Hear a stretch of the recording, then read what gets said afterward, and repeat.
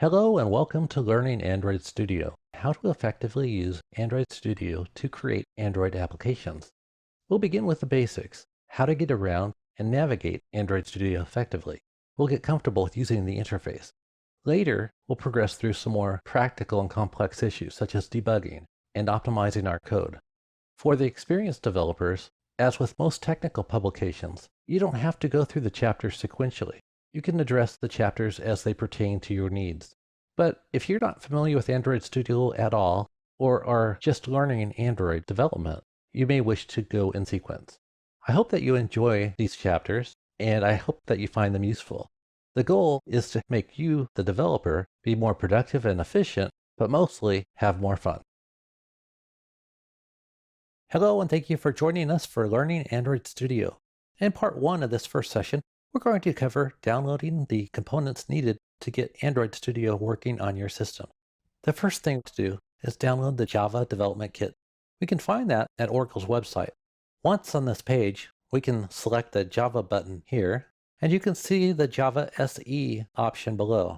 Java SE stands for Standard Edition. That is what we want, so let's select that. That brings us to the Java SE Downloads page. At the time of this recording, the latest version of the JDK is Java SE 8. So we will scroll down the page a bit, and you can see 3 options: the JDK, the server JRE, and just the JRE by itself. JRE is the Java Runtime Engine. We don't want the Java Runtime Engine, we want the JDK, the Java Development Kit. That's the first one on the list. So we'll choose this. Again, that brings us to Java SE Development Kit 8. Now on this page, we have several packages to choose from. You want to identify the package that is appropriate for the operating system that you are using for your development. I will be using a Windows 64-bit system.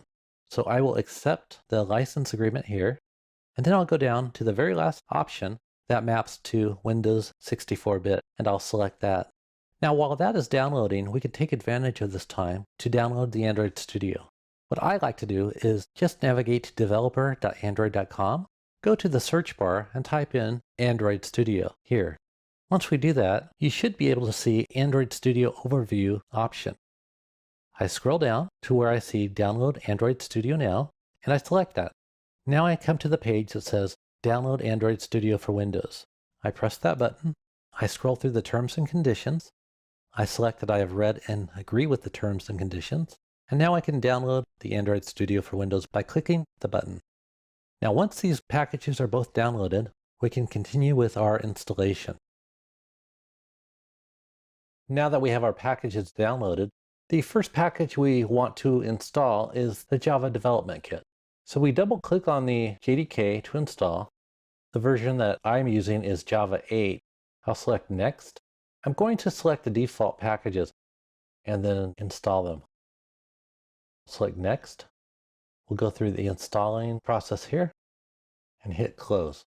The next thing we want to do is install the Android Studio bundle. It contains not just the Android Studio package, but also the Android SDK, the virtual machine, and the Intel optimization package. Select Run here. The first real Android Studio prompt we have is the Welcome dialog. Select Next. And there are the packages I was referring to: Android Studio, the Android SDK, the Android Virtual Device, and then the performance package for Intel. I want to install all of these, so I will just select Next, select I agree again. The default paths are fine for me. You can change them if you wish, but the first path here is the installation path for Android Studio itself. The second path, its default there, is fine with me also. For my machine, it's identified that my computer can take advantage of the Intel optimization package. It's a hardware accelerated manager for x86 processors.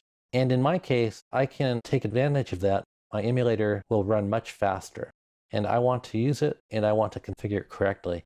It's recommending to use 2 gigabytes of RAM for that manager. That's fine. So I will select Next. The next I have is for the Start menu folder. So I will keep that the same. Click Next. You'll notice Start Android Studio is checked. When we click Finish, Android Studio should start up automatically. Let's shrink down this window so we can see. It's noticing that the SDK tools need to be updated, so it's doing that too. Now you can see that the install is finished. It displays the items that were installed, the location, the platform tools, and so forth. Okay, that's it for installing the Java Development Kit and the Android Studio packages. In our next section, we will focus on highlights of Android Studio and why it's so cool. So once you start your Android Studio application, you'll see on the left of the Welcome to Android Studio dialog box, there's a list of recent projects. If you just want to dive right into one of those projects, just double click and you can get going. Off to the right, there are a list of options of how to start. You can start a new Android Studio project straight from scratch. The second option is to open an existing Android Studio project. This would be a project that you've been working on within Android Studio. The third is to import an Android code sample. This is something you usually pull off the internet. It'd be a working code sample that you could practice with off of a Git repository or Android site. The fourth choice would be to check out a project from version control. Now this is very common. You'll use Maven, Git, and so forth, and you want to import it into your Android Studio tool. Next option is to import the project from Eclipse. Now many of us have Eclipse projects that need to be imported into Android Studio. This is a very easy way to do it. Just select that choice and it will convert into an IntelliJ-based project. Your next option is to configure settings of how Android Studio is going to work. There are a great many number of options to configure Android Studio. And lastly, there's documentation. And if you have questions, that's the place to go. There's a default hello world that I've been playing with, and it's right there on the left you can see. Since it's showing me my recent projects, I'll select that. Use Android Studio's SDK. And this is how Android Studio looks. Android Studio is specifically for Android. In addition, you can work with just plain Java if you want to mock up some code real quick to test. If we look at this, you'll see an outline of our project. It's called the project view. It gives you the name of the project, Hello World. You'll see an app selection here, and there's also external libraries, Gradle, build, and so forth. Right now, let's focus on the app. Under app, we can find some really neat stuff. For instance, the libs folder. If there are any libraries that we are going to take advantage of, we can put them here. We have our source folder. This will contain our test code and our application code. If I look at our application code, under Java, I can see my package name, com example Chris hello world, my working folder, and then my classes, my main activity, and another activity.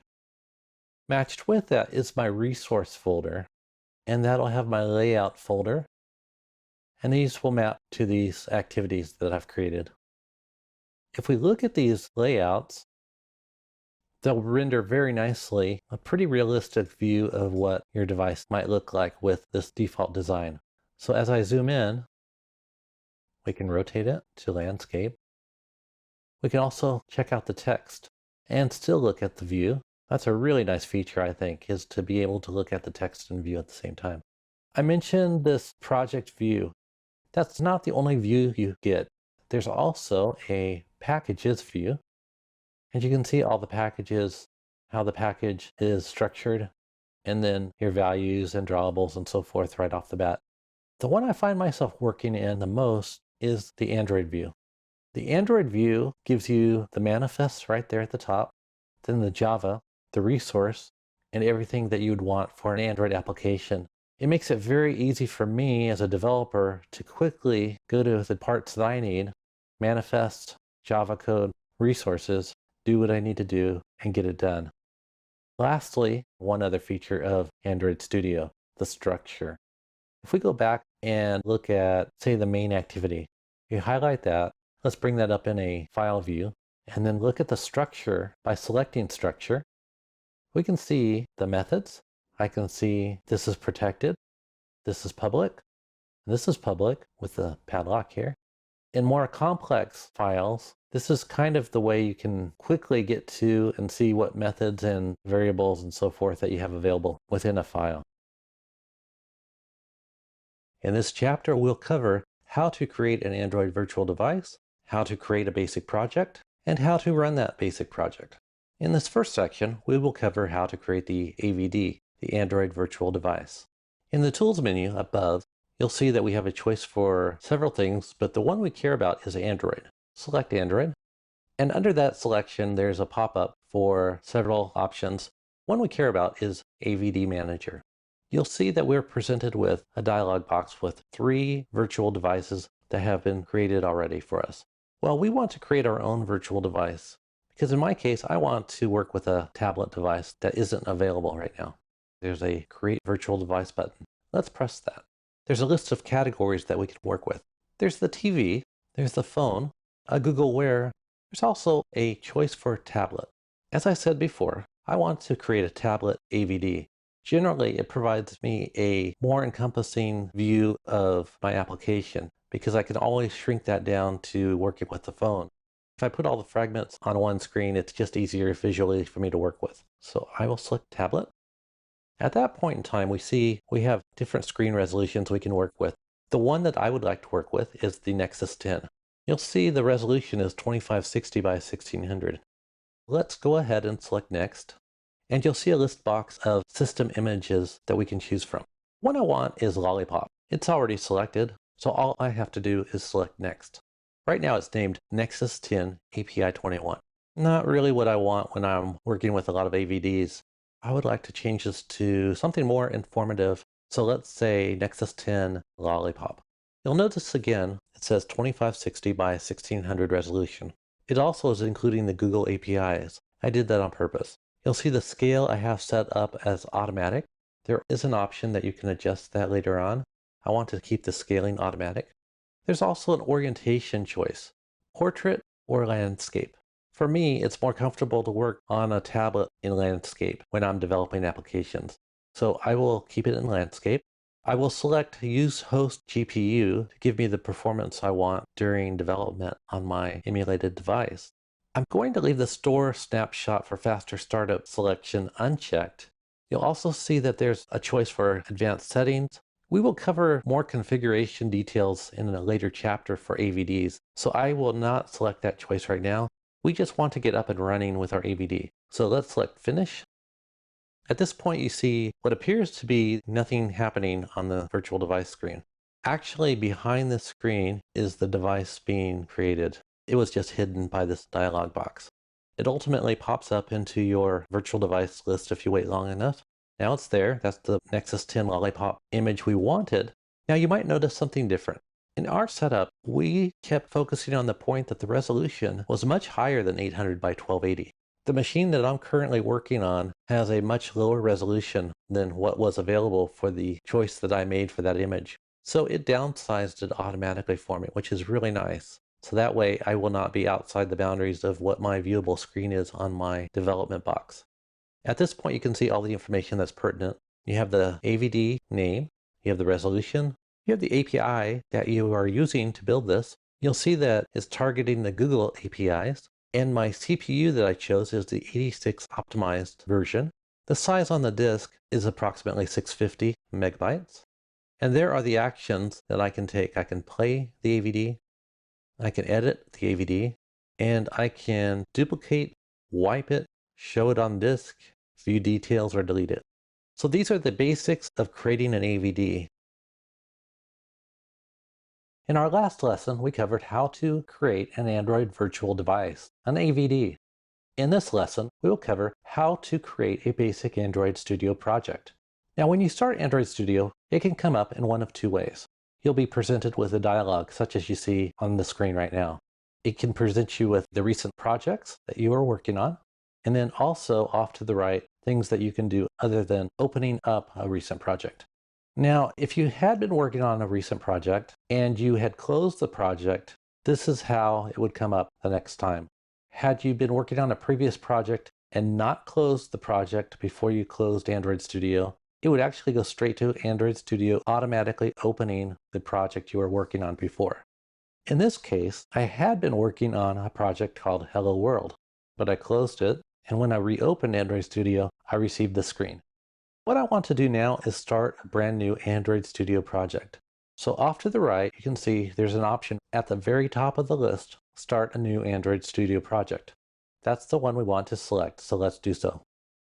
The first dialog that we are presented with is the application name, and this is going to be called Hello Android. The company domain I will keep as a default.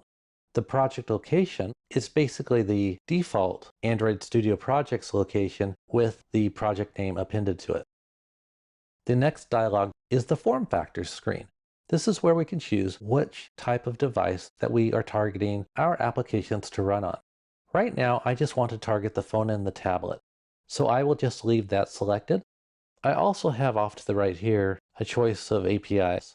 I could target a more common platform to be more compatible with more devices, but since we're just trying to demonstrate what Android Studio can do, I will keep it up pretty high using Android 5.0, which is a Lollipop. Let's select Next. This is where we are prompted with what type of activity do we actually want to work with. We can use a blank activity with a fragment, and then more complex activities such as Google Maps activities, login activities. We also have the Google Play Services activity, navigation drawer, and so forth. Right now, I just want to create a real basic activity for demonstration purposes. So I will select the blank activity and then Next.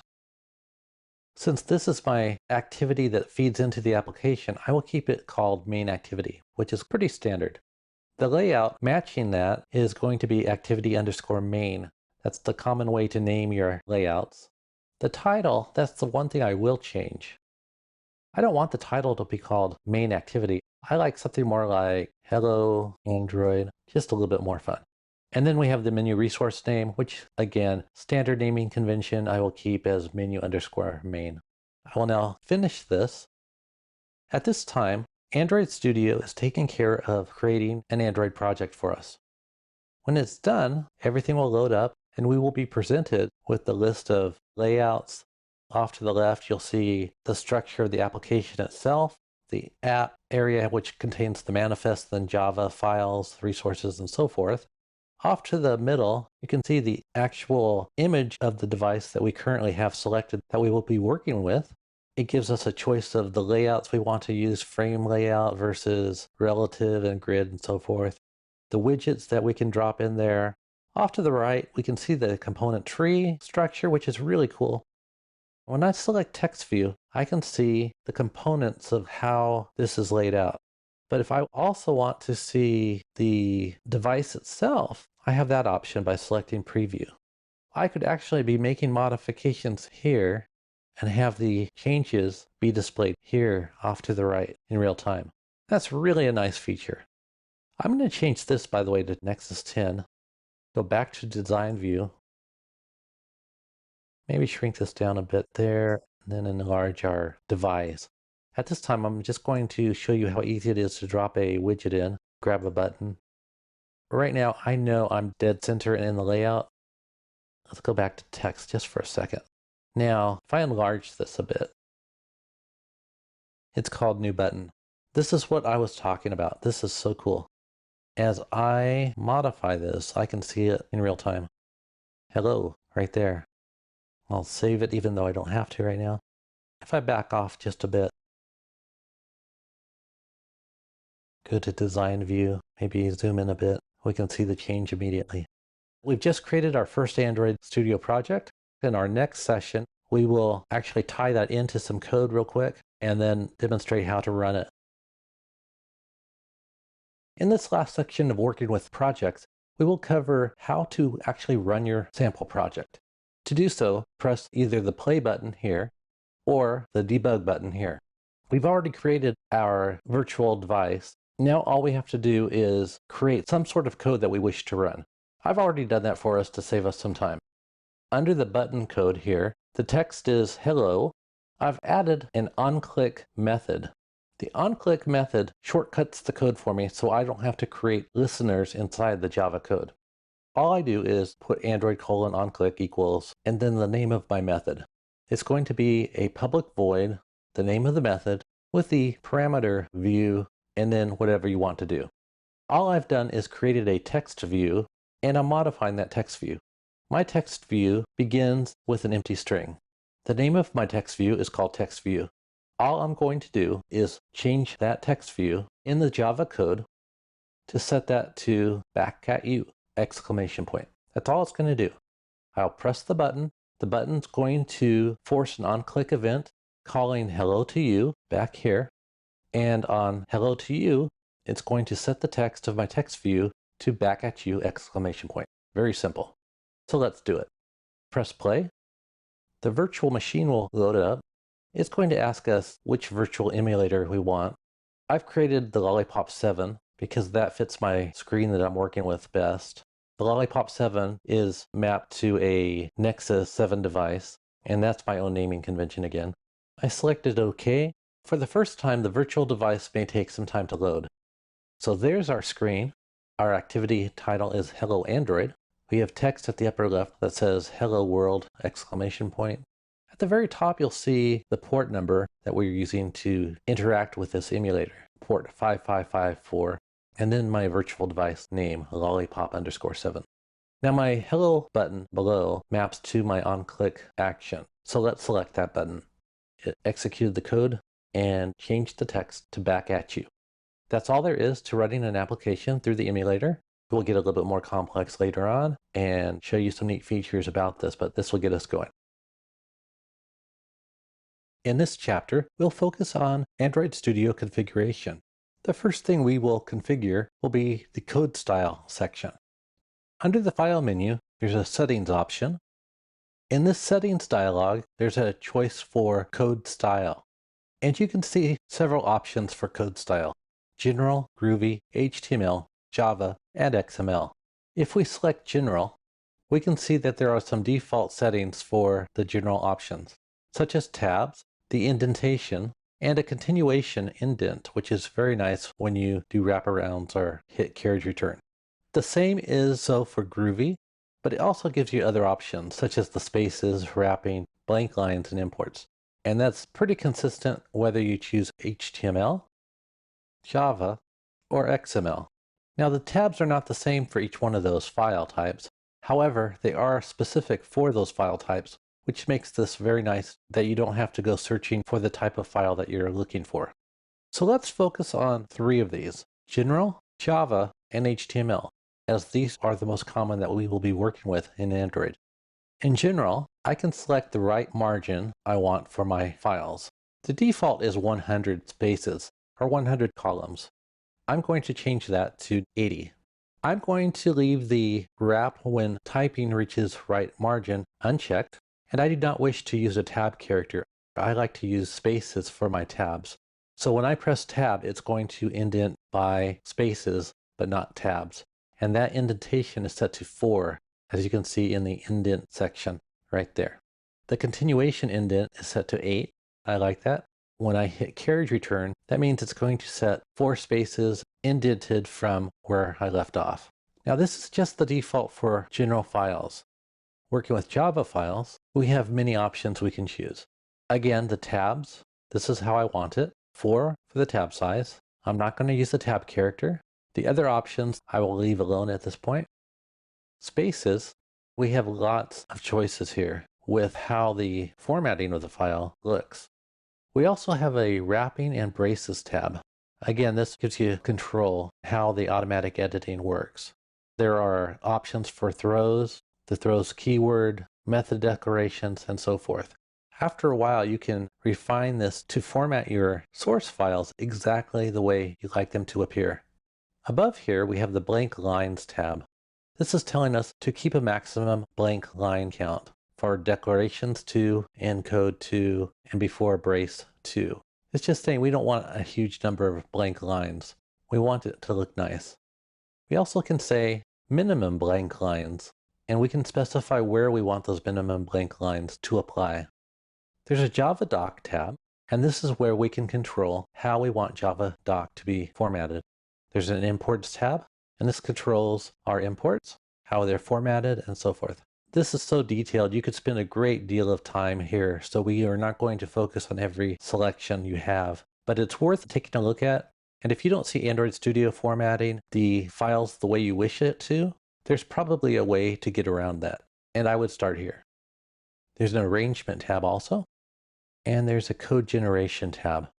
What's nice about this is it gives us a naming configuration setting. We can specify how we wish the prefixes and suffixes to auto-generate for fields, static fields, parameters, and local variables.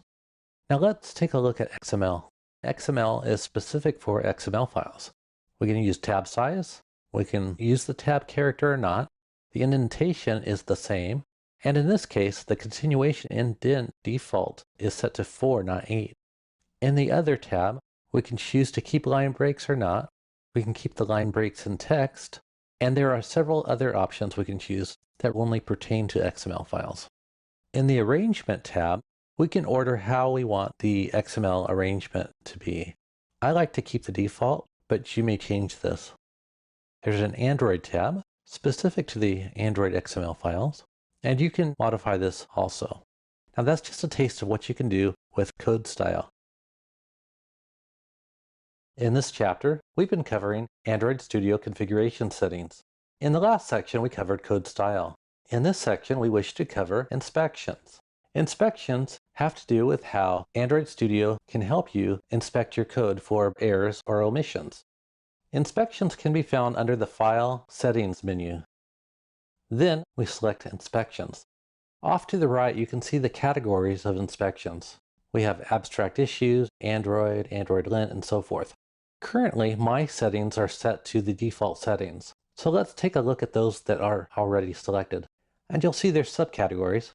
Let's uncheck one of these, such as Android XML element is not allowed. Okay, from now on, when I inspect my code, I will no longer get this warning, but I want to keep it the way it was.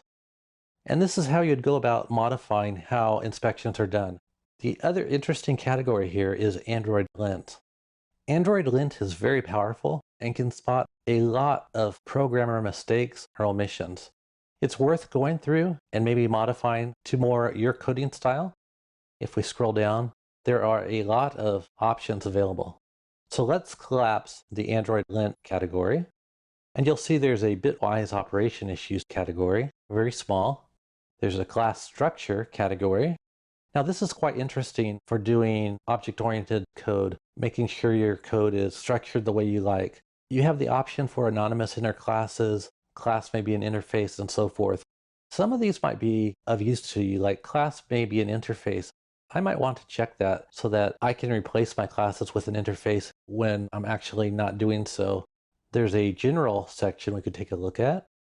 This is interesting because some of these items get flagged under tools like Sonar and FindBug, like access static member via instance reference. That will get flagged every time under Sonar or FindBug. So that's a good one to have checked to help avoid those issues. When you're creating classes, you might want to have this one selected for implementing the equals in a hash code so they work correctly. Just some warnings to let you know that you might need to modify your code to make it more robust. There's also a JUnit section. Lots of choices for you to modify different things about JUnit. There's a memory issues section, calls to system GC or runtime GC. You may wish to be notified about those calls in your code. And then there's performance issues. I like this one because it does warn you about potentially time-consuming code problems. And then there's threading issues, which is another interesting category. Access to thread.run, call to thread.setPriority, thread.sleep while synchronized, call to thread start during object construction, and so forth. Some of these you might want selected, especially if you're not familiar with working with threads in Java. So as you can see, there are quite a few options in the inspections category that you may find very useful in your use of Android Studio, and they have helped me quite a bit as far as my coding and making sure it's nice and robust.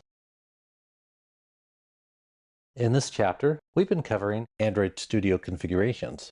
We've covered code style, inspections, and in this section, we'll cover the debugger. We'll go to the File menu, select Settings, Debugger. What I'm really concerned about is what is underneath this option. The data views, when I'm debugging, do I want my members sorted alphabetically? Or do I want to auto-scroll to new local variables? Or do I want auto tooltips for values? These are the default settings as of now, but I can change those at any time. It's just one of a number of things that we can modify when working with Android Studio. As we scroll down this page, you can see that we have enable toString object view, and that's for all classes that override the toString method. If we go back to stepping underneath the debugger menu, it tells us how we want to step through our code. We can skip the synthetic methods if we wish. We probably don't want to skip constructors by default, so that's unchecked. We do want to skip the class loaders usually, and some people might want to skip the getters. And right now that's unchecked. We'll leave it unchecked. You can also select do not step into the classes. That will save you a lot of time when you're in a hurry and you find yourself buried deep within the classes that you really can't get much information about anyway. There are no data type renderers at this point, but we can add them later on. There's also a spot for hot swapping. I would suggest leaving these at their default settings. Right now, we make the project before reloading the classes. Enable JVM will hang warning. That's unchecked. And then reload classes in the background. There's also the option for reloading the classes after compilation. I have that set to ask. That's the default setting. We'll leave that the same. There's also one other option that we won't cover, and that's the setting for Groovy. It's the do not step into Groovy classes and enable hot swap agent for Groovy code. In this chapter, we've been covering Android Studio configuration settings. In this section, we'll be covering the editor. To adjust the editor settings, select File, Settings, the Editor, and off to the right you can see a number of choices. Now this is a tremendous area to work with because it completely controls how we work within our Android Studio environment. There are so many options that we cannot cover them all, but I will briefly show you all of our choices and you can play with this as much as you'd like to refine how you work within Android Studio. So here, this is just about the mouse and scrolling and different limits and so forth.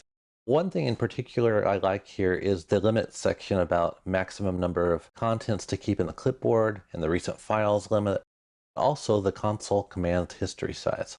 I like to have large numbers for the command history size and also the recent files and the clipboard also for that matter.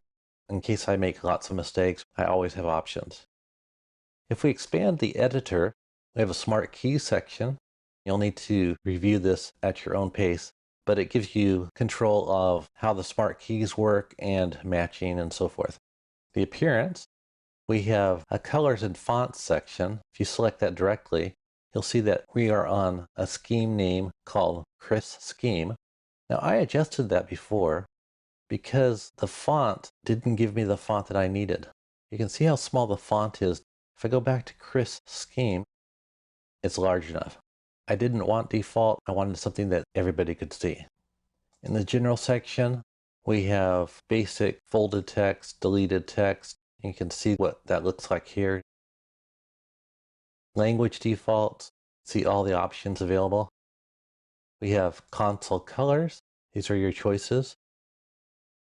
The console font, a custom section for keywords, the debugger settings for breakpoint line, execution point, recursive calls.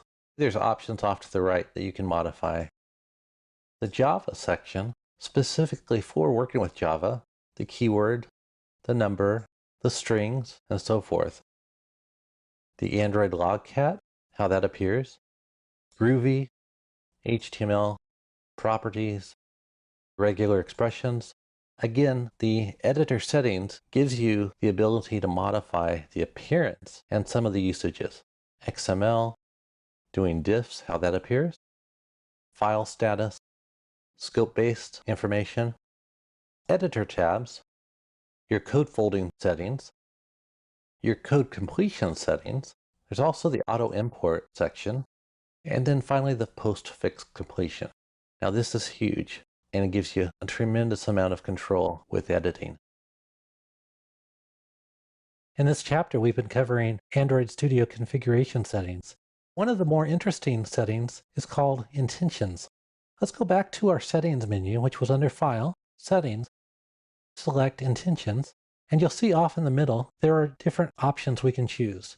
The default is to have all of these selected. Off to the right is a description for each item in the middle. For instance, if I select OnClick Event Handler, the right side shows me a description of what this is and gives me a before and after box of how the code would look before I use the intention and then after I use the intention. In this case, we have an activity that has created a button clicked method by using the intention. Some other things we can do are create resources from actual numeric values. In this case, if I were to have typed 42 as a float and use the intentions command key combination, which by the way is Alt-Enter, it will give me this get resources call with the get dimensions resource code, which will also create a resource if it doesn't already exist. You'll see that in a minute. The same applies to extracting string resources. Before I have a hard-coded string, hello world. I can replace that by using intentions and have a resource created for me automatically and replaced inline in the code with the resource r.string.hello, for instance, if that's the name I gave it. One of the options that we can do is take a if statement and replace it with a switch statement if it happens to be what we want to do. Let's get out of the screen. Now, for instance, had I had a if statement, let's just change this parameter to an integer. So we'll say if my int is equal to 1, return 3.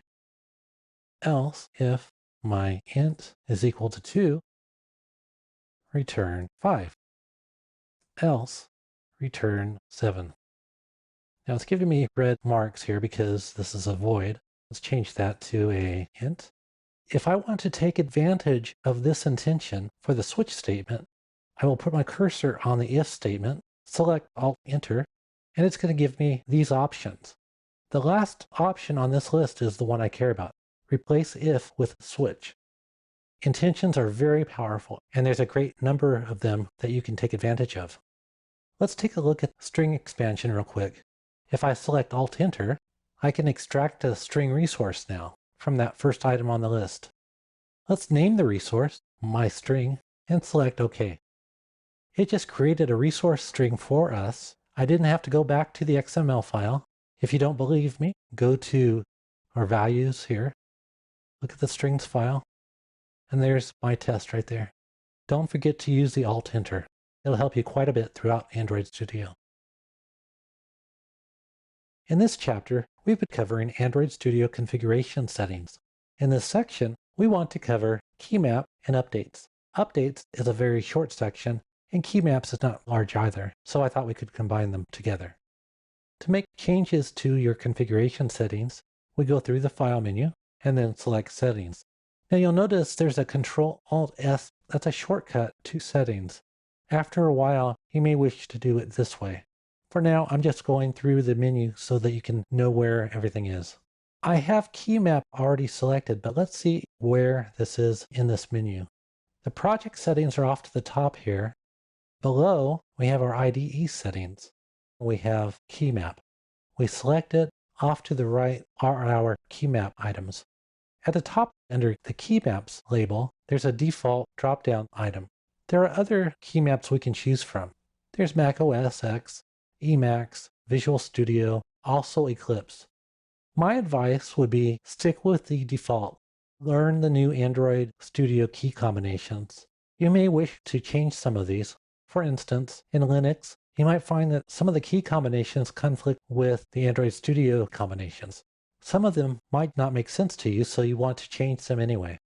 Under Editor Actions here, we have many options we can change. Backspace, the remove caret, cut the line backward if we want. That has no key combination currently. We can give it one. We can delete the line. This is one I could see getting rid of and replacing it with, say, Control X. Control Y is a bit confusing. I have trouble using it within Android Studio. Delete word, Control Delete. A lot of these are very helpful hotkeys. Under the main menu, you'll see that we can replace some of these hotkeys in the menu itself. Very cool feature here. The shortcut for settings is Control-Alt-S. We could change that ourselves. I just wanted to show you that there are many, many things within Android Studio that you can modify within the key maps. The other thing I wanted to show you was the updates section. Periodically, Android Studio makes updates. You can have it do this on the stable channel, which I recommend, but you can also try out the beta or dev, which is even more radical. This is how you can check for your updates and how you can control where the updates come from. Many people will want to try the beta or dev channels. I like the stable channel because I need to know that things are most likely going to work correctly. Let's just take a quick look at what other options are here that you can take a look at later on. We have usage statistics, we have server certificates, we have plugins, path variables, passwords, lots of things to look at later on. But for now, we'll just continue on with learning how to take full advantage of Android Studio in the development environment.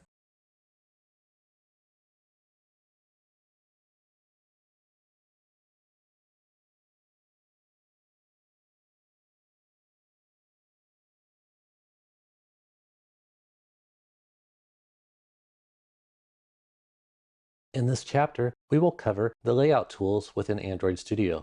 In this first section, we will cover how to create an activity. In the Android view, I want to select Java, expand that out to where I see the package names. In this package, I have my main activity, and my next activity I want created in the same namespace. So I will highlight this package, right-click on it. Up at the top, we have a new menu. And if we go to the right, it asks what new thing do I want to create. In this case, I want a new Android activity. I can create a TV activity, a blank activity, an activity with a fragment, or other predefined activities. I'm going to go with just a blank activity, again, just like our main activity. And now I'm prompted with this dialog box. This is basically how everything gets named. My activity is just going to be a test activity, and I think I'm going to use this activity for basic string manipulations. So let's rename it. Instead of main activity to activity, how about something like string changer activity? You'll see that the layout name below this was modified automatically based off of the activity name that I gave it. Everything's underscore and lowercase. Below that, the default title has changed to the name of the activity. I'll name it My String Changer. You'll notice the menu resource is just like the layout name.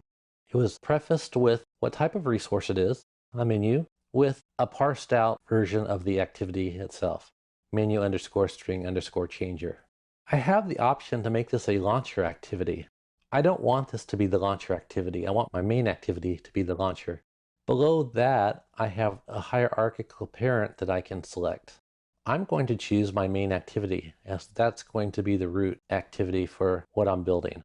Below this, you'll see that there's a package name, and I purposely created the activity in this name because I want that package name. I could modify this, but I don't want to. The next thing I'll do is select Finish. At this point, if we select Design View and increase the size, you can see an activity that we just created. You can see that the text of this activity is pretty sparse. I don't want this to say hello world here. I can change that later. But at this point, we have created a new activity to go within our application. You can see the widgets here. You can see the tree of components here.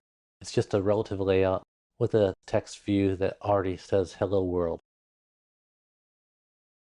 We now know how to create activities in Android Studio. We've created two of them so far, the main activity and the string changer activity. The problem, though, is that neither of those activities are really meaningful. All they were skeletons of activities. The main activity originally did change some text, but really nothing useful. In this lesson, let's do something useful. Let's actually create some widgets, and then add events to those widgets. Later, we can add code to respond to the events, and then have actual functionality within our application. I want a view of this tablet that I'm working on that is actually usable. You can see now that I barely have a viewport of the tablet. I want to see at least most of the tablet when I work. To do so, I will select the main activity in the XML. I'm going to make sure this tab is highlighted, then I'll double click. This expands the entire window of Android Studio to the design view. Now I have the whole palette of the design tools off to the left. As you can see at the top, I have the layouts, widgets below, the text fields, containers, and so forth. At the far right, I have the skeleton of what I have currently on this layout. I have the parent layout, which is a relative layout, and I have a text view. Right now you can't see until I select it there. I just want to add a button. So I'll select the button and drag it to the screen. I'll put it right about there. I also would like my button to have appropriate text. I've created a text in the resource file, which is the strings.xml file. Let's increase the size of this so we can see it better. I'll double click. You'll see that the button ID is button. The text is new button. Off to the right, however, you can see there's a dialog button I can press to give me a list box. I can either say Shift Enter like they suggest here, or I can just select it. Now these are the resources I have available within the strings file. I have pre-populated this with a calculate resource that has the word calculate right there. That's the word I want in my button. Above this button, I'm going to add some fields. Specifically, I want numeric fields. I'm not going to use a decimal, I'll just use a plain old number field at the top. And I'm going to put 3 number fields here. Drag that up to make the spacing better. So now we have 3 number entry fields and a calculate button. What I'm really going to do is have a very simple addition calculator. The first field is going to be my first integer. Second field is going to be another integer. And the third field is going to be the result of adding those 2 numbers together. In the text view, we scroll up, we have my original text view within this relative layout that was hidden. We could not see it earlier. It was blank, no text in it. You can actually see that right here. There's just no text there. I've also created the button. Below the button are the edit text fields. But what we want to do now is connect this button to some sort of event. I'm going to type Android, and it's going to prompt me with a lot of choices here. On, click, calculate, sum. Now let's remember back to a previous lesson where we covered intentions. Right now, I have an option to leverage an intention that we have. This calculate sum is actually the name of the method I want onClick to call when that button is pressed. If I hit Alt-Enter, I get prompted, create onClick event handler, inject language reference, or override the resource. I'm going to create the calculate sum method. You'll see in my code, I have the skeleton of a method to call when that onClick code executes. So if we go back, just by putting onClick equals calculate sum and using the magic hotkeys of Alt-Enter and leverage my intentions, I created a method to deal with the onClick event. Okay, so at this point, what we have is an activity with 3 numeric widgets and a calculate button. What we've done is created what looks like a very basic calculator. If we go to the text view again, we have our button, we have our edit text fields, all drawn within the relative layout. The cool thing that we've done is added the onClick event within the XML rather than trying to implement the onClick listener within the actual activity and then implement that. This really streamlines the code. And remember, at this point, I took advantage of the generated onClick listener using intentions. I used the Alt-Enter key combination, and it prompted me for what I wanted to do, and I created an onClick handler. Let's go back to that. So it created the prototype of my handler, which we called calculate sum, and I've gone ahead and filled it with functionality. Let's first go back to the top of this file. I've added 3 declarations of the edit text fields to represent each one on the layout, and I've also added a button reference. In the onCreate, I find the ID and assign it to those references. Now all I have to do is worry about my handler. For the first edit text get value from that field, I convert it to a string, and then I parse it as an integer, and I assign that to a primitive int. I do the same thing with the second integer. Then finally, I do the simple arithmetic here, adding those 2 fields, and I assign it to an integer object.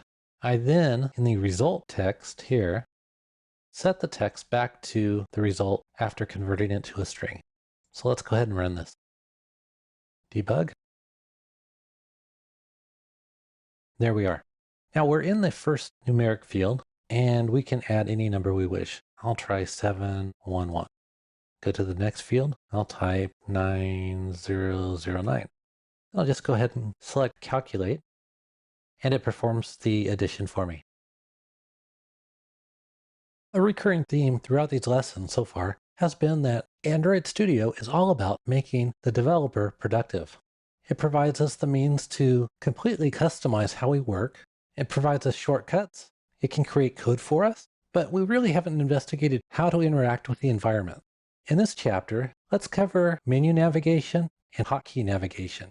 This provides us the ability to work quickly and efficiently when we need to. We'll start with the top menu. If we select File, create a new project, a new module, import the project, import another module, import sample code, then under this new section here, we can create a Java class, resource file, a new package, and so forth. If we go back to this File menu, we can go back to our friend in the Settings menu. We can see the project structure. We can import settings. We can export our settings. In the Edit menu, this shows us how to undo and redo our typing. We can cut, copy, paste from history, which is really cool. We can select all, of course. We can record macros and then play them back. In the view, we have tool windows that we wish to display. Down below here, you can see I have a console logcat debugger window. I can also add messages, event logs, Gradle messages, and so forth. Show siblings. Inside of Navigate, we can navigate the class. All I do is start typing the name of a class, and it pulls up what I've typed so far. Same with File. Type in a file name. In this case, same thing, main activity. I have bookmarks, which is just wonderful. They are very helpful for jumping back and forth as you are writing code in different parts of a file. You can see the file structure, file path, the type hierarchy. You can see the inheritance tree there. In the code menu, we can override methods. We have completion, folding. Some of these are beyond the scope of these lessons, but they're worth investigating on your own time. We can rearrange the code. We'll cover this a bit later, but there's numerous ways to analyze our code. The refactoring menu is quite nice too. We can refactor where we are. We can extract, pull members up and push members down. What you would normally expect for build is make the project, clean the project, and so forth. Under the run, we can run the app. We can debug the app. We can edit our configurations. And down here are the grayed out choices for debugging. And we can toggle breakpoints and temporary line breakpoints. There's our tools, specifically the navigation editor, memory monitor. We'll talk about that later. There's our VCS, you can show the history, window menu, real basic stuff here. Then your help. For a lot of these menu selections, especially the ones that we use often, there are already key combinations for. For new, we have Alt-Insert. A shortcut for settings is Control-Alt-S. Save All is Control-S. A lot of key combinations already exist. You just have to find them in the menus and find out what they are. Some of the most important hotkey combinations we'll talk about next. We can do just about anything through the menus. But if we really want to be productive and do our work quickly, we want to use hotkeys. Now, normally the software developer, off the top of their head, they can remember how to quickly do a certain task.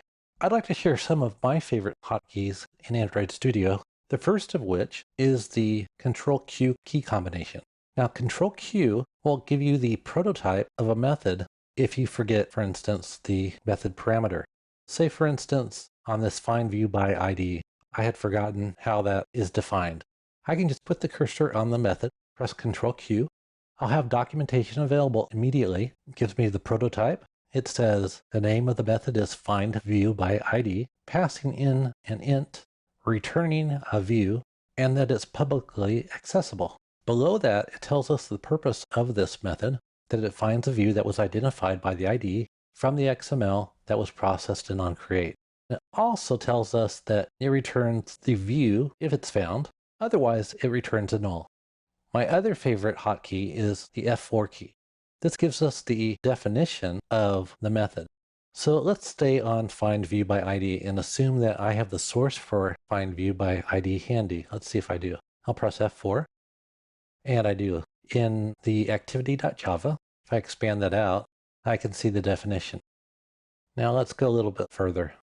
I know that I have a method defined at the bottom of this file, but I cannot remember the name of it. I am going to hit Control spacebar.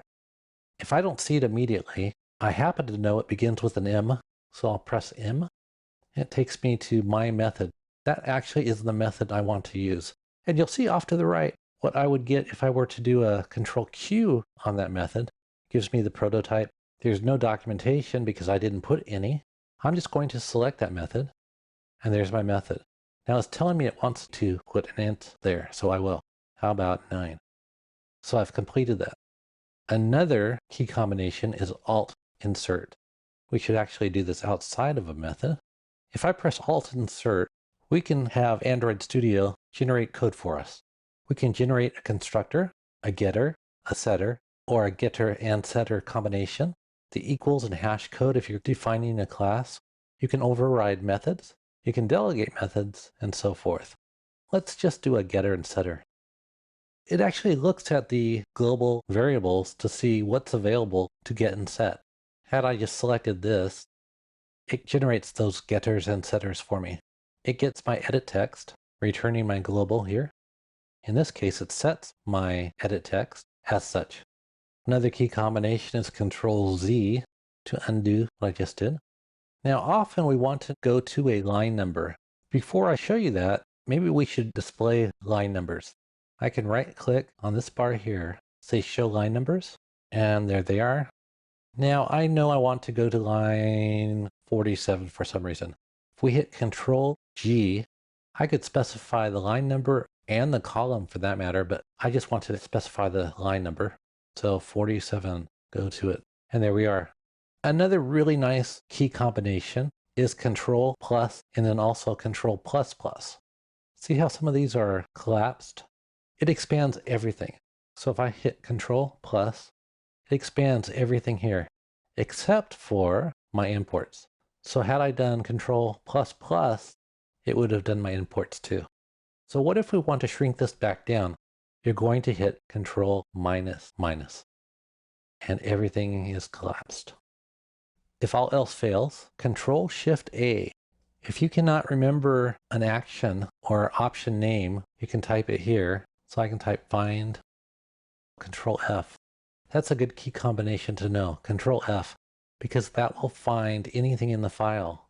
Control Shift F will find anything in a path or workspace, whatever you choose.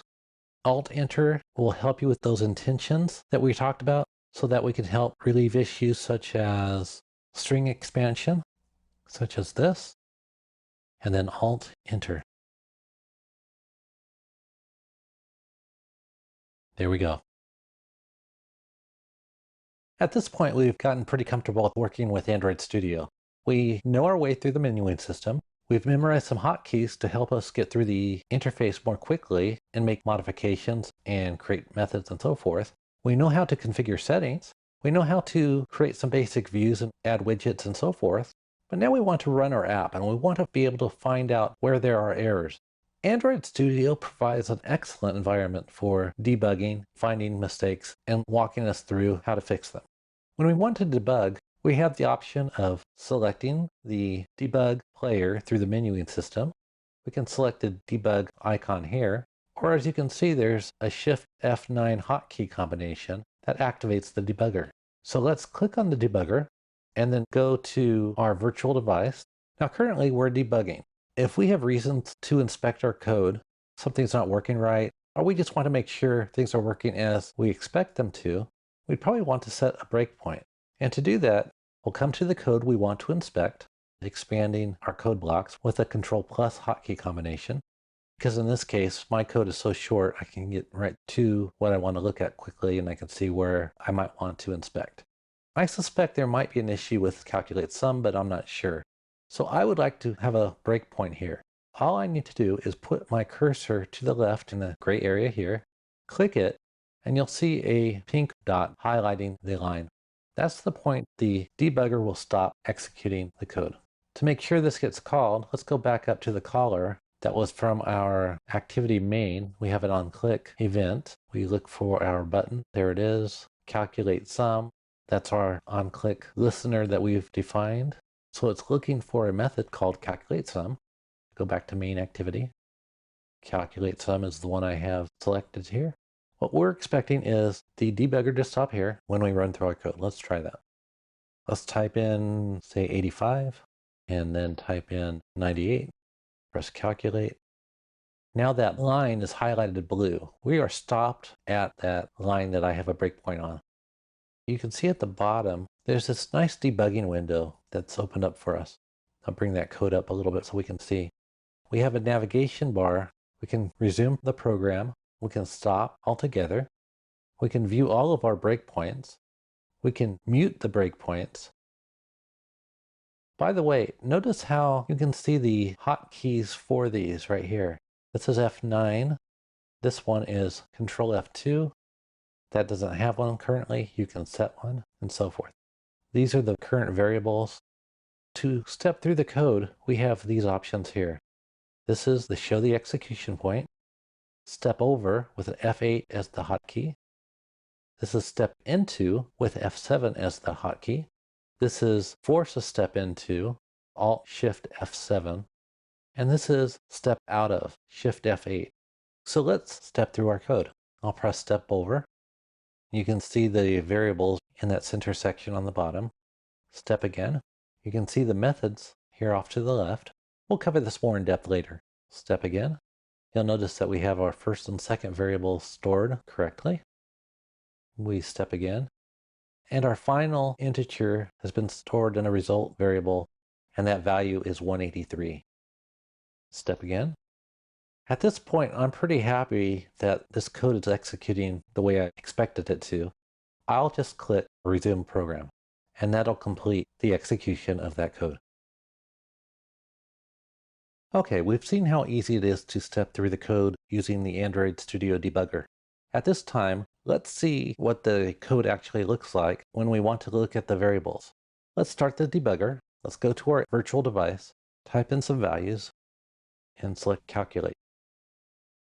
You can see it stopped right where we expected it to at the breakpoint in Calculate Sum. Now if we step through this, we have the get string executed and returning a string value that was in the string.xml table. The string was called good-by right there, and it gives us evidence that our code is working. That's a good sign. So let's step one more time. And you can see now my primitive int called first was assigned a value of 567. Another step, and you can see the primitive called second was assigned 876. Again, that's what we wanted. Now the next line of code takes the first two values and adds them together. We want this to add up to the correct value and be assigned correctly to the integer object called result. So let's see if that actually works. It looks a little different. It's 1443. That would be the correct value. But the interesting thing is it's in quotes. And why it is in quotes is it's not a primitive, it's an object. We did the upcast to a object of type integer. This looks a little bit different now. You can see it says java.lang.integer. We could expand this if we wanted and see that that object, the very first field is the value without quotes, 1443, and then some other things here.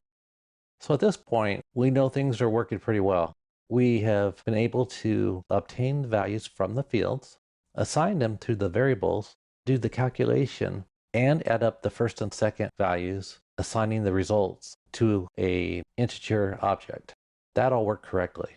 So at this point, we have good cause to believe that this is working correctly. I can hit this button now to resume the program and see if the results populate correctly on the Android virtual device. It's grayed out now. That means there were no other breakpoints to be hit. The value is indeed 1443 in this field, like it's supposed to be. Things are working great, and we debugged through this code. In this, we can say stop, and this will stop the debugger itself. We could pause it. We could go back and add more breakpoints somewhere else if we wanted. The point of this lesson was how to look at the variables, how to analyze them, and see how easy it is to view the variables. So if we went back for just a second to the AVT, and I hit calculate again, come back to the code, something we didn't look at was this object. Now this is the object that has all of the instance variables that we are working with currently. You can see the button calculate, the text value first, and so forth. If we shrink this down, the other very interesting thing is the view object that was passed in. Why that's interesting is I can see right away this is an android.widget.button object with the ID/button. It gives me some idea as a programmer what's happening. If I didn't know what was going on with this method, it might be tricky for me to track down what widget is causing this action to happen. Based off this information, I can look for ID button and find all this. We can even expand this out and see all the variables pertaining to it. There are metrics, fonts, and so forth. See the layout, all of the values associated with this widget. You can also see that the text was called calculate, something else I could look for. But we already know there's other shortcuts to find out how to get to where this method came from. This just gives us more information.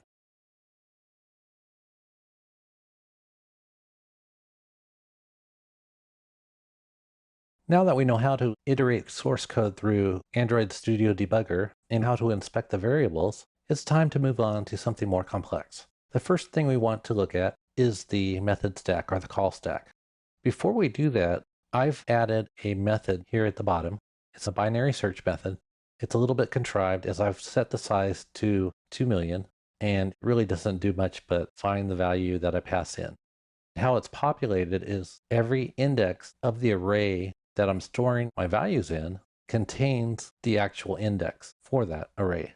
If it's index 0, for instance, the array index of 0 will contain the value 0. If it's array index 25, array index 25 will contain the actual value 25. It really doesn't do anything useful at this point. I could give it values from another source, obviously, and then make this useful, but I just want to show how the call stack works. So this method is called search. I want to put a call to that method within my calculate sum method. I'm also going to add a breakpoint to the first line of this search method. Now I'm going to debug, and we can switch over to the Android virtual device. Now this time I'm really not interested in the calculations. I'm really interested in just activating that code. And since I already have a button handy, I will just leverage that. So I will go ahead and type values and then press calculate to activate the code. Now you can see the code stopped at the breakpoint we had before, the first line of calculate sum. If I bring up the bar here for the debugger, you can see it better. And I'm just going to step through the code. I'll step once, and now I'm going to step one more time. Now this is the cool stuff I wanted to show you. If we look over here to the left, you'll see at the right there's the variables, but at the left is the call stack. This is how we got to where we are. You can see there is the onClick method that was called. And if I pull this down, you can see the actual view.java code behind that. You can also see some variables attached to that. Then there's some invoke calls using reflection. But then we get to calculate sum. That was the next method that was called. And if you look to the right, you'll see that those are the values that were associated with calculate sum at the time search was called. Then if we go into search by clicking it, we have some variables there. Right now we just have the parameter that was passed called subject, and you'll see it's 1200000. If we step through that, you'll start seeing the variables for that method. What's very cool is we can keep going back here if we have any doubt how we got to this point in time. Go through the call stack and go back and forth. If we're doubting that the subject value is correct, for instance, I can go back here and check it. So let's go back to search. And now we have another feature we can do. Let's bring this down so we can see. Say I want to set a breakpoint. We have a lot of values to search through. This array is 2 million. We are looking sequentially for 1,200,000. I want to stop at this point here. I do not want to keep pushing the step over button. So what I can do is once I put a breakpoint at that spot, I can right click And I can put a condition here. I can say when end minus begin, let me wrap that with parentheses, is less than 20. That's called a conditional breakpoint. I don't want this breakpoint to activate until I'm pretty close to these values getting close together, because when begin and end get close together on my binary search, I know I'm close to finishing my search. So let's see if that works. I'll go ahead and resume the program. Okay, it stopped at when begin is at 1,199,995 and the end is 1,200,009. So at this point, I know I'm getting kind of close to finding my value I'm searching for with a binary search. So I might start stepping through this. And now the begin is almost to 1,200,000 and the end is 1,200,001. Now you can see I'm very, very close because this is set to 1,199,999. This is set to 1,200,001. We'll step one more time. Let's see, did we find it? If this is equal to this, I want to return. Let's see if I found it. Not yet. And I did that time. So that's a great way to take advantage of using breakpoints in Android Studio. Now we can get around Android Studio quite well. We know how to configure it. We know how to create a project. We know how to build an application. And we even know how to debug within it. But what if we have performance issues? Let's say we have a memory issue. How would we go about searching for that? One thing that we can do is leverage a powerful tool built within Android Studio called the Memory Monitor. The Memory Monitor is quite powerful, but quite simple too. It just tells you how much memory your application is consuming. Now I can leverage this within my virtual device, or I can leverage this within an actual device. To demonstrate this, I'd like to run another debug session with the same application that we've been using, but first I want to show you where the Memory Monitor can be found. If you don't already see it on one of these buttons on the perimeter of your screen, mine is right here actually, I could press this and it would be activated.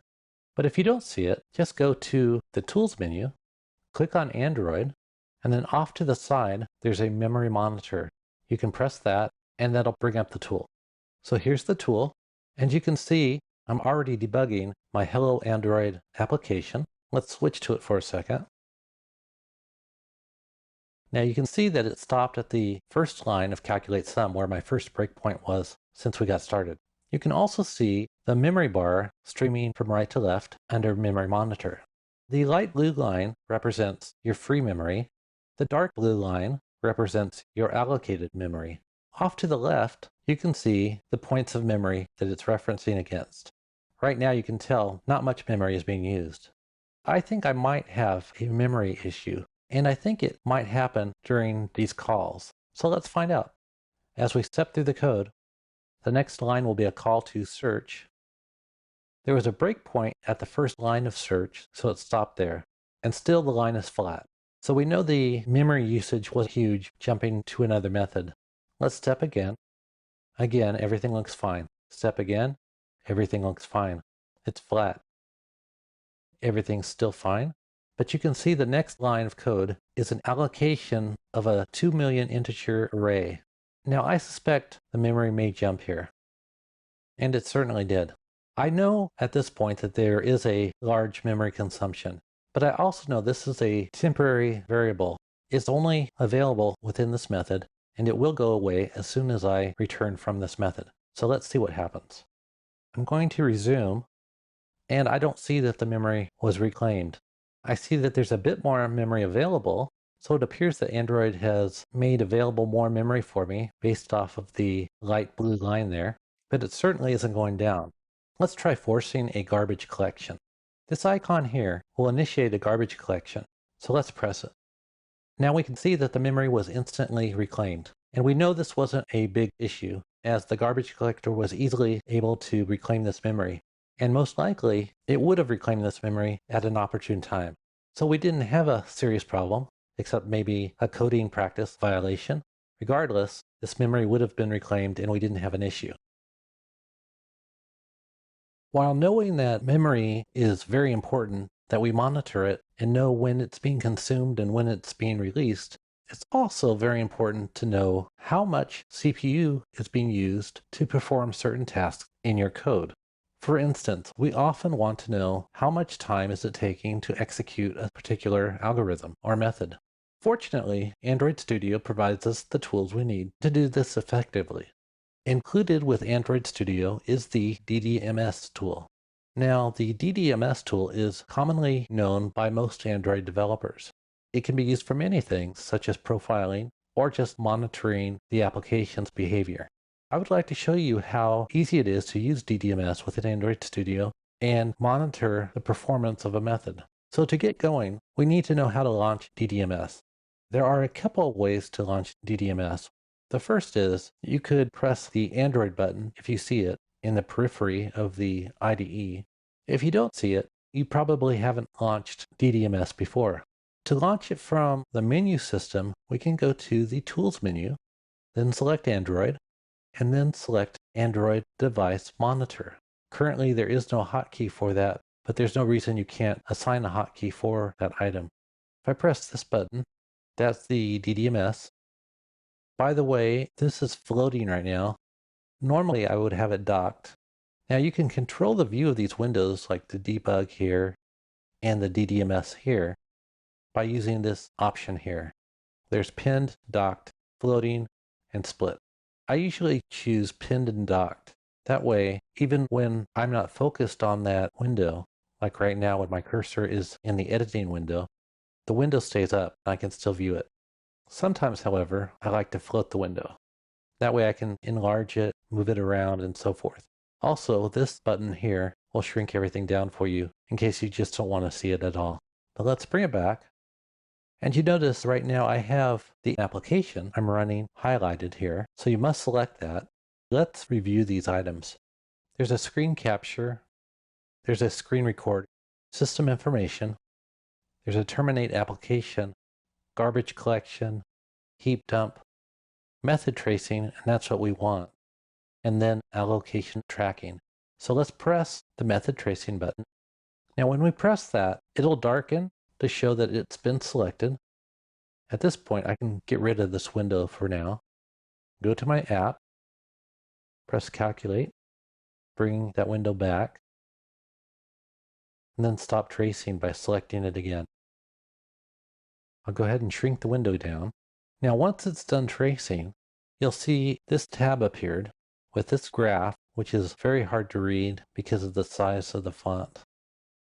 We care about what's below this, so let's bring that part up and shrink this one down. We can see each call on the main thread and the time that was spent there. This is the actual number for the time, and this is the percentage. If I sort by name, I can search for my search method and verify that it's performing well or not. So we are looking for com.example. There's calculate sum, and there's search. The search took about 0.4% of my time for that full execution. The time doesn't look too bad compared to other things that were happening during the execution of the code. It looks like the search method is just fine. There are no red flags. This is a quick way to find out what in your application is using up your CPU and where you could focus on improving the speed. Some final words on Android Studio's DDMS implementation. Let me show you a few more features of the tool. We have the screen capture. We can do a screen record, but some of the real power comes in this button right here, System Information. When we press System Information, we have Activity Manager State. Let's enlarge this. This is giving us everything just for that one activity. Current configuration, you have your DP, your widgets all laid out here. If we select that button one more time and check out package information, we have everything about the package in a way that is normally just painful to get. We have the resolver table, application, the permissions, the package flags, version, the target SDK, then all the resource paths and so forth. Great information to have. Let's press that button one more time and look at memory usage. Now, this has been very helpful for me for finding some very difficult leaks in Android apps and some very complicated Android apps. I normally do on the command line dump sysinfo, then the app name, and then have it loop and keep feeding me this information. But just to see it one time is still helpful. You can see the allocation at that one point in time. You can see that if you were in one point of the application and it was giving you difficulties, you could quickly do this simple procedure, memory usage, and get what's currently going on there. So you can get this at the command line, but it's nice to easily have it available in this format through DDMS. Press system information one more time, and we can get memory use over time. We have aggregated over the last 24 hours. If we were doing long-term testing, we can see what's been going on with the kernel, native, and so forth. Again, let's go back. The graphics state. Let's find out about my graphics engine here. I have graphics acceleration. These are the caches, texture cache, layer cache. Really important values when you are curious about what's going on with your video and so forth. There's terminate app. I don't want to do that. I could garbage collect if I wanted to. We just did the start method tracing. Here's the dumping of the Java heap. So if I do that, you can see I just got a hprof heap dump starting. And this is allocation tracking. This is all the same stuff we are probably all used to, but especially powerful is this button here and all the features underneath it.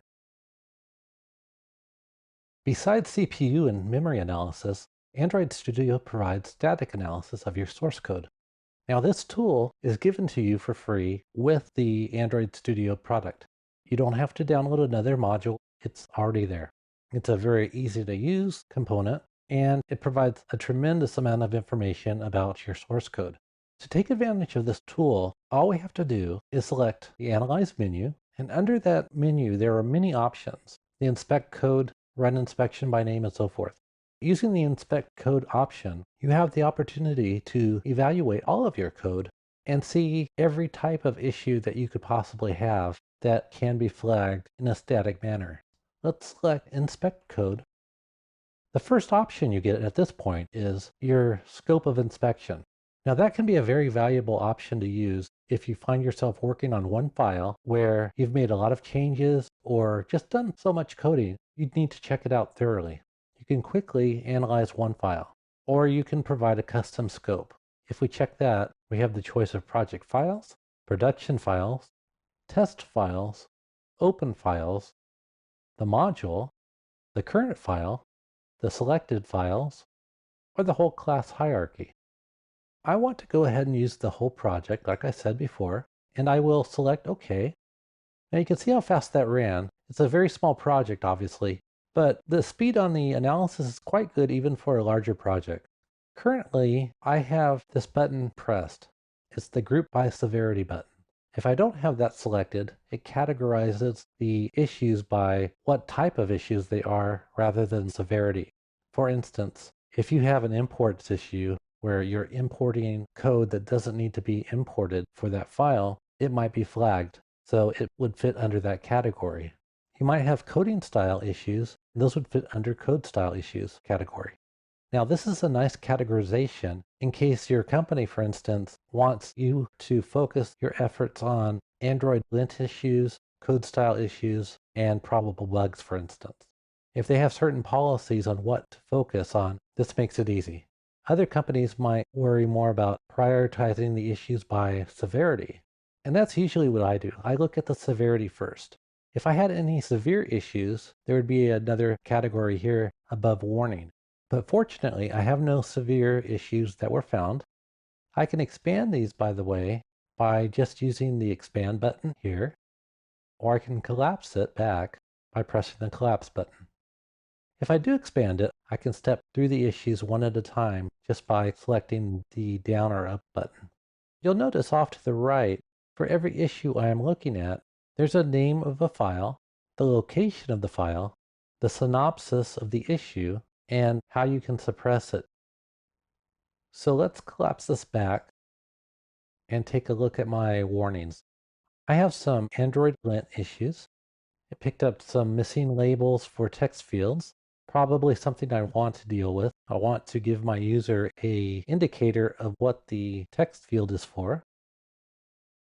I can select that, go straight to the code, and start editing from here. If I want to look at this next category of unused resources, again, I can expand it.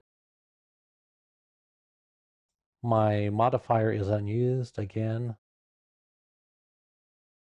So I can get rid of these unless I plan on using them later. That'll help me clean up my code. That's good to know. My code style issues, this one I kind of have a issue with myself. This is trying to make my code overly complex in my opinion. It's telling me that I can, instead of doing this statement here, which I think is easy to read, it wants me to combine everything into the return with ID equals settings or super on options item. That just seems too complicated in case this code gets handed off to somebody else and they're not familiar with it. I'd have concerns about another developer picking up my code and spending time trying to figure out how it works rather than plainly seeing what's going on right off the bat. Some probable bugs. My string is never used and my other string is never used. Probably is a bug. I don't want variables there that I don't use. Just clutters my code. So yes, that's totally a good flag right there. My imports says I'm importing this text view and I don't need it. So I can get rid of this. And if I did that, by the way, all I'd have to do is go back, click here, and see that that doesn't belong and just delete it. Let's see what my typos are. It doesn't like hello Android as one word. That's how I want it, so I choose to keep that. So that's the other part about static analysis. Just because things are flagged, we don't have to listen to it. We can leave it alone. But it's good to know about it. Obviously, there's always something that can be very subtle that can slip right by us. We just can't catch everything on our own. It helps to have these tools available for us. And it's really valuable to have them before we commit our code and have it flagged by another tool that does exactly the same thing at build time, and we come to work the next morning and find out that we have things we have to fix. Let's go back to the Analyze menu. We can run inspections specifically for certain things if we wish to. You can also analyze your stack traces, but I highly encourage you to take advantage of this very well organized, very easy to use tool. It will save you time and countless hours trying to debug something later on. Unit testing can be very important in providing us with reliable and dependable code. Fortunately, Android Studio provides an excellent interface for building unit tests. I'd like to show you the current project structure. If we expand app, then Java, you can see two packages with the same name. This is your main application folder. This is your test folder. And you can see the difference if we pay attention to the top here. This is the path, Hello Android, app, source, main. If we select this one, it's Hello Android, app, source, and then Android test. Watch this carefully as we switch back and forth. What's changing is right below the source folder. Source is the parent folder for your main application and for your test folders. Main activity is in the application folder. And under this one, we'll see Android test. But we see also there's a file there already. And I didn't create that file.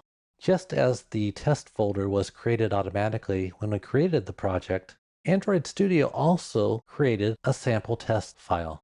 But it doesn't have to be a sample test file. It could be an actual test file that you use. You can rename it. You can make other files if you wish. You are not locked into using one file. It's there, why not use it? What I've done is I've used that file to create a sample test. Before that, I'd like to show you the structure of that file. The only thing different in this file is my method here, the method called test values.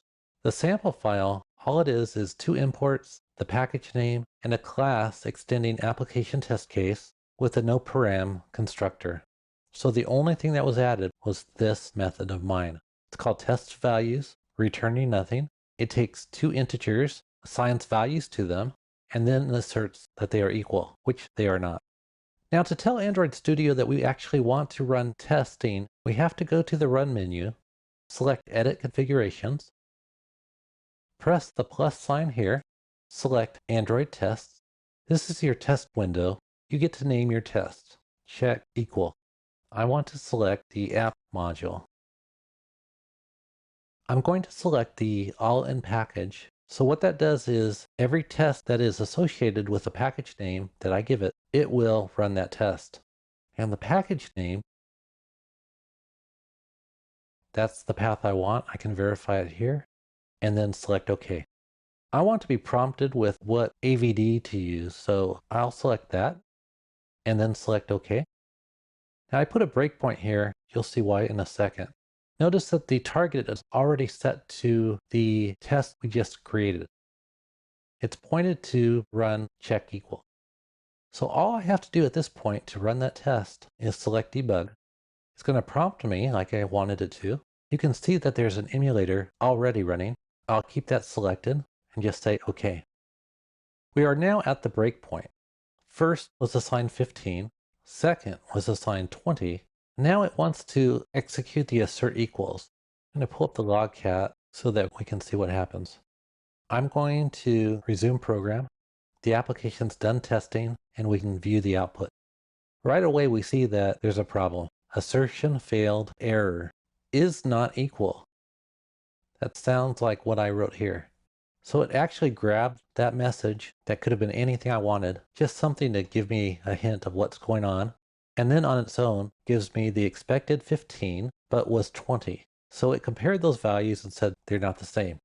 Now granted, this is a very simple test, and you can see how really easy it is. It's just super simple compared to some other IDEs I've dealt with. One of the great things about Android is that it supports a number of different devices. What I mean by that is there are numerous memory configurations available on numerous devices. In addition, it supports many different screen sizes, screen densities, and different CPUs. Now that's a great thing. However, it also is a double-edged sword. What I mean by that is it can provide great difficulty in testing. It's not very practical to obtain every device out there and test our application on them. So the next best thing would be the virtual device capabilities that we have with Android Studio. The Android virtual device allows us the ability to configure these variables such as memory, CPU, screen sizes, and density. So let's get started seeing how we can configure our own Android virtual device that we want to run on. The great thing about this is we can configure lots of these AVDs and then use them to test other applications in the future. The first thing we want to do is bring up the Android virtual device configuration screen. We can get to that by pressing this button here, or by going to the Tools menu, Android, and then selecting the AVD Manager. The first time I'll go through this button. Now the AVD Manager displays the currently configured virtual devices we have. You'll see the Lollipop 7 that I configured at the top, the Nexus 10 below that, and 3 Nexus 5 configurations. You may also notice from the 3 Nexus 5 configurations at the bottom that they're not all the same. The last 2 appear the same, but the first 2 are definitely not. If you look at the size on disk, one is configured as 1 gigabyte, the other configured as 750 megs. You can also see that the screen resolution is visible, the API that the device is targeted for is visible, and the CPUs are available. These AVDs are configured to work on an Intel x86 chip. To the right, you'll see some actions. You can launch these AVDs by just selecting that button. I can edit these configurations with the pencil here, and I can do other things to that virtual device by selecting any option here, such as duplicate, wipe the data, show it on disk, view details, and delete. Right now, we would like to create a new virtual disk. To do so, there's a button to the left. We'll select that, and that gives us a choice of hardware that we want to configure for our new device. This new device is for a phone, and you can see the categories of devices off to the left. We have TV, phone, the Wear category, and tablet. Again, this is going to be for a phone, so I select phone. I'm concerned that my application is not going to run on a low-end phone from several years back. And the application that I am creating in this imaginary instance is for people that probably have not invested into the latest and greatest phone on the market. So I want to make sure my application will work on their devices. So I'm going to try to find something fairly old in this list. Maybe a 3.7-inch screen, 480 by 800 resolution. That's about where the bottom end of my targeted market is. So I will select that. I'll say next. This is where I can choose my API level. In this instance, since this is just a demonstration, I'm going to select one that's already downloaded, which is Lollipop. That's the API I have downloaded. I'll select next. And the name is this by default. I don't want to name it that. I'm going to name it low-end Lollipop. I have the option here to change the resolution. Now I think that's fine. 480 by 800 was my goal, so I will keep that. I could also change the Google API associated with that. However, I want to keep that also. I have the option to change the scaling. I'll just leave that at default auto. And for my emulated GPU, I'm going to uncheck use the host GPU just to give me some idea of where some of the hiccups might be. If I select advanced settings, I can choose if it has a back or front camera. I'll say use the emulated camera. The network speed is probably going to be quite slow. I'll say edge. The latency, again, will be edge. And the RAM, I'm hoping that they have at least 512. So this is a pretty low-end device at this point. So I will finish my configuration. Second on the list now is the low-end Lollipop device. You can see it's configured for a 650 megabyte size. You can see the resolution is 480 by 800, and that's our device. I can select this now and launch it to see what it looks like. The emulator is loading now. If we look at the background, you can see that this is loading. I'll even go ahead and close this window. There it is. By the way, a nice hotkey is Control F12 that changes your orientation from horizontal to vertical. Very handy when you're playing with these devices. Finally, our virtual device came up. I'll unlock it. Now that's our AVD. That's what we just built. Now that's how to create and configure an Android virtual device. So each time you have a new device available on the market, you can create your own device to emulate that and make sure that your application works well with it.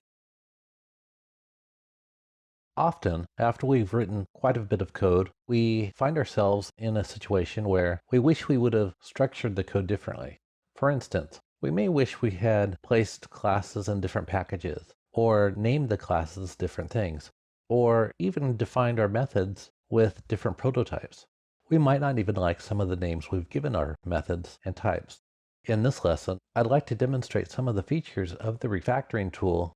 One thing that's quite common with refactoring is just simple renaming. Say we don't like the name of our main activity here. If I right-click on main activity, select refactor, another menu pops up. I'm just going to select rename. Main activity hello. I can have it search in the comments and strings, preview it, and the Android manifest. That's the current name. It will now be changed to main activity hello. The parent activity name will also be changed, and the value will be changed. That's good to know, and that's what I want. Also, the class main activity hello will replace main activity. So let's do the refactor, and you can see immediately in that file, our new activity is called main activity hello. If we look at the manifest, let's go to the project view, select the manifest. You can see the Android name is main activity hello. The parent activity name is main activity hello. And also the value has been changed to main activity hello. So that's what we wanted. Also check up here, the file name is now main activity hello. Very simple stuff, but it saves us quite a bit of work and things that we could miss very easily. We might have references to main activity in some places and main activity hello in other places. This helps get rid of any conflicts. What's also cool about the refactoring tool, we can refactor types, we can refactor methods, we could refactor prototypes and so forth. So let's take a look at the refactor menu. It allows you to change the signature, move, extract, pull members up and down, and so forth. Let's go back to my Android view. And I had this test class here. plain Java. I have decided I want my plain Java file in the same namespace as this guy, so it's part of the main application. Technically, it is in the same namespace, but it's not part of this application. So what I want to do is highlight it, right-click, refactor, move.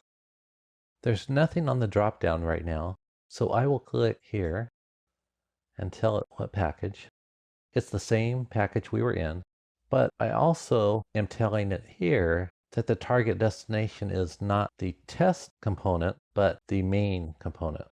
So I could preview this, and now this is going to be moved to com example Chris plain Java. If we do the refactor, you'll see it's now part of this project and no longer part of this. I actually don't want that. I'm just trying to show you what you can do.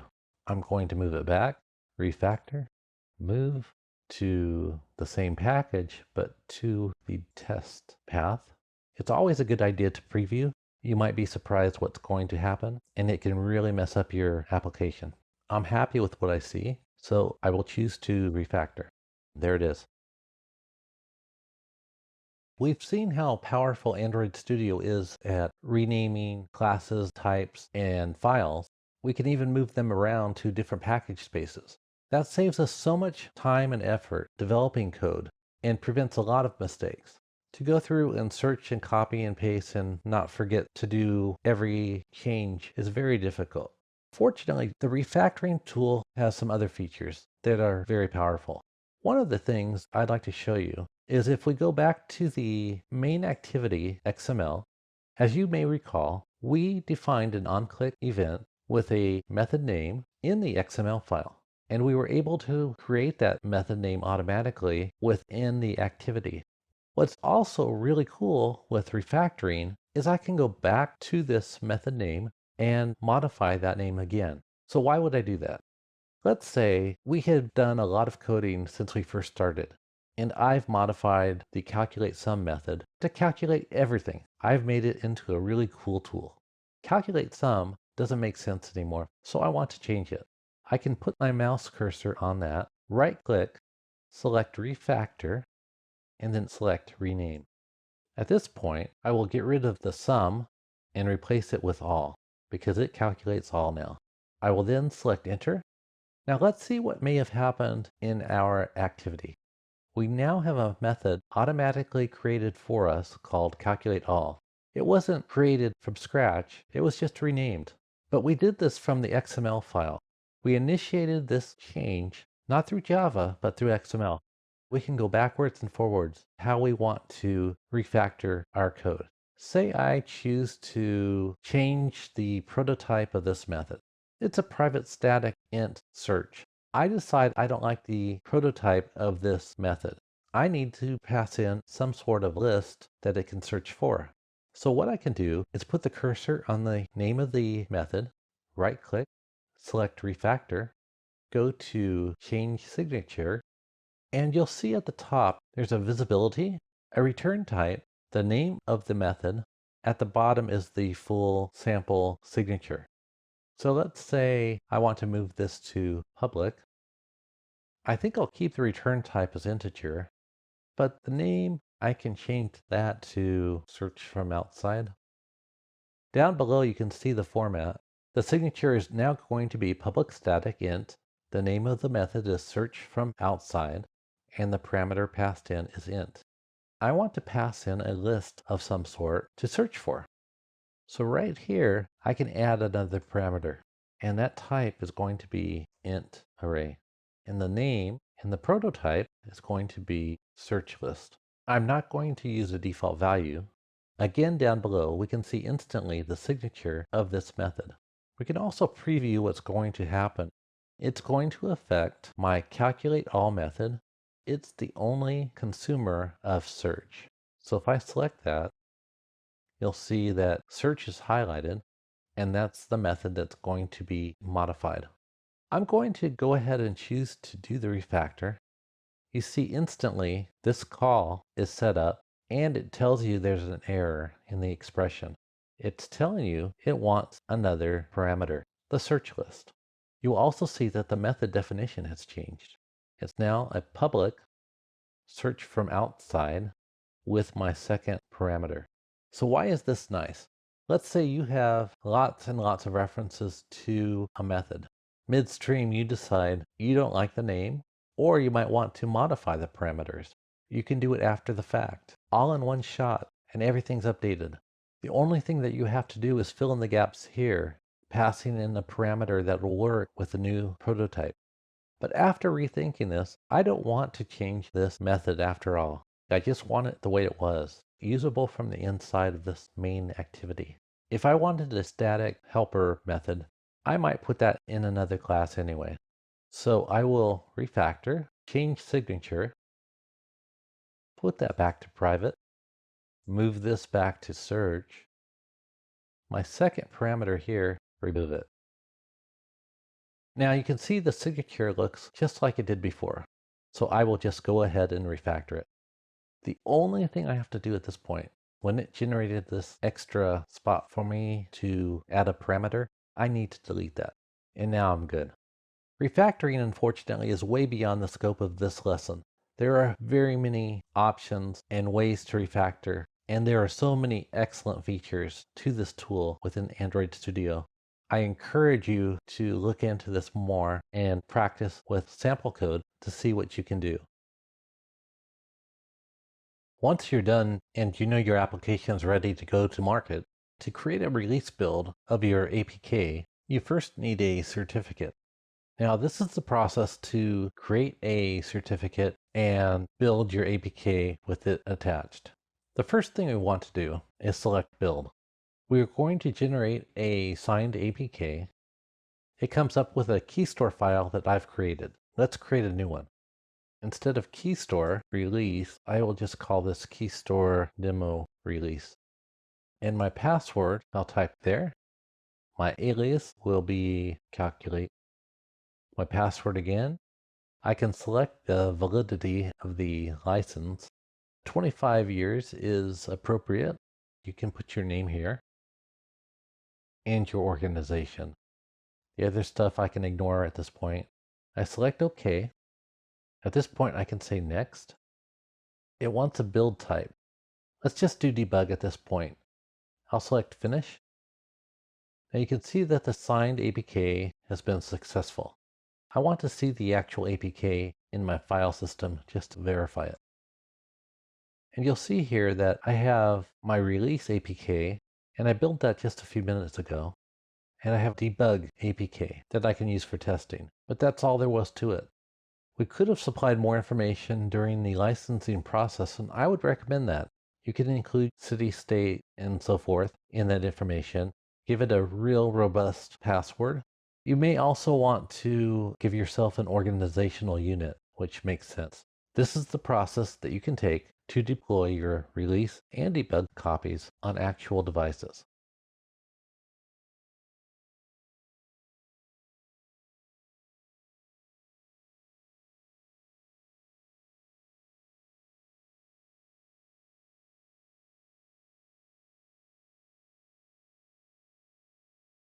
Thank you for joining me for learning Android Studio. Although Android Studio gives you ability to customize the environment and many tools to work with, you don't have to use them all. It's just good to know that they're there. And that was our goal, to let you know how to access these tools if you need them. Android Studio is a tool for helping the developer be more efficient and write higher quality code. It's built around Android, and all of its features are specific for Android. I hope that you enjoyed these lessons, and I hope that you learned a lot. Thank you.